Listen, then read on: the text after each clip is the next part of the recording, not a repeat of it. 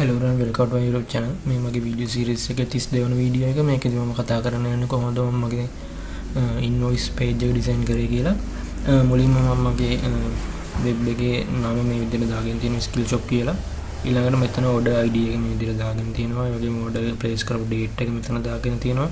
ඒ වගේම payment details කියලා මම pay here paid unpaid කියලා විදිහට දාගන්න field එක මේ විදිහට දාගෙන තියෙනවා. ඒ වගේම pay here pay කරපු amount එක මේ විදිහට මම දාගෙන තියෙනවා. ඊළඟට මෙතන bill to කියලා bill pay customer ගේ address එක සහ name එකකින් details දාගෙන තියෙනවා.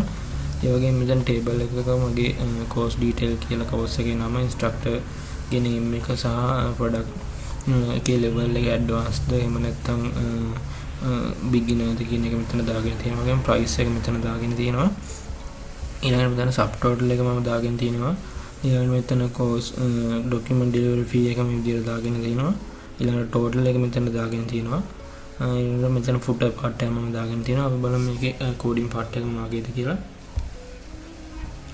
මුලින්ම මම මෙන්න මේ විදිහේ head එකක් තමයි අරගෙන තියෙන්නේ. ඒකෙදි මම link කරගෙන තියෙනවා tailwind css. ඒ වගේම මෙතනදී මගේ FAV icon එක සහ font එක. ඊළඟට මෙතනදී මම style tag එකක් ඇතුළේ body එකට font family එකක් දීගෙන තියෙනවා. ඊළඟට මෙතන action bar එකක් මම හදාගෙන තියෙනවා back to dashboard කියලා href එක ඇතුළේදී. ඊළඟට මෙතන print button එක හදාගෙන තියෙනවා. ඊළඟට මෙතන අපේ header එක දාගෙන තියෙනවා. ඊළඟට මෙතන මම මගේ order ID එක සහ order place කරපු date එක මෙතන දාගෙන තියෙනවා. ඊළඟට මෙතන buyer ගේ details ටික දාගන්න section එක තියෙනවා.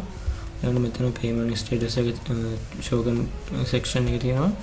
ඊළඟට මෙතනින් තමයි table එක start වෙන්නේ. මෙතන table එකේ table headings ටික. ඊළඟට මෙතන table body එක ඇතුළේ මම මගේ details ටික දාගෙන තියෙනවා මේ විදිහට. ඊළඟට මෙතන total calculation show කරන section එක තියෙනවා. අන්තිමට මම footer එක මේ විදිහට දාගෙන තියෙනවා. මේ විදිහට තමයි මගේ design එක මම කරලා තියෙන්නේ. ඊළඟ වීඩියෝ එකෙන් හමු වෙනවා. Thank you.